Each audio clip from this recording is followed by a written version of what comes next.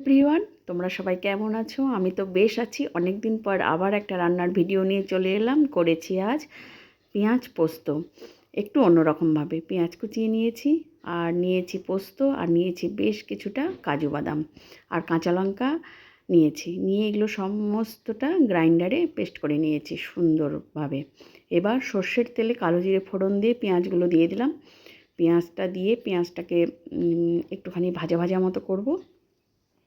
করে পেঁয়াজের মধ্যে একটু নুন, একটু হলুদ গুঁড়ো আর একটুখানি শুকনো লঙ্কার গুঁড়ো দিয়েছি। মানে পোস্ত বাটাটা মানে পেঁয়াজ পোস্ত যে করব একটু ঝাল ঝাল। এখন তো শীত পড়ে গেছে, এখন একটু বেশ ঝাল ঝাল খাবার খেতে বেশি ভালো লাগে। এটা দেওয়ার পর পেঁয়াজটা একটু মানে হলুদ, লবণ আর শুকনো লঙ্কার গুঁড়ো দিয়েছি, সেটা মিশিয়ে নেবার পরই আমি যে বেটে রেখেছি কাজু বাদাম আর পোস্ত কাঁচা লঙ্কা, সেটা বাটাটা দিয়ে দিলাম। দিয়ে এটা একটু নেড়ে চেড়ে এবার গ্রাইন্ডারের জারটার আমি জল দিয়ে ধুয়ে সেই জল সমেত মশলাটাও একটুখানি দিয়ে দিলাম। দিয়ে একটুখানি নুন আর একটুখানি চিনি দিয়ে এটাকে সুন্দরভাবে কষিয়ে নিয়েছি। এটাকে কষতে কষতে যখন তেলটা বেরিয়ে আসবে তখনই আমার তৈরি হয়ে যাবে পেঁয়াজ পোস্ত।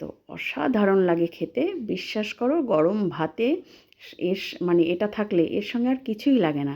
আর ছাদে আমার হয়েছে ওই যে হাইব্রিড ধনেপাতা বলে, হাইব্রিড বলে না কি ধনেপাতা বলে ঠিক সঠিক জানি না, যাকে যেগুলো কোচবিহারে ভালো মতো চাষ হয় সেই ধনেপাতাগুলো আমি উপরে লাগিয়েছি। সেই ধনেপাতা ছিঁড়ে নিয়ে এসে উপর থেকে গার্নিশিং করেছি।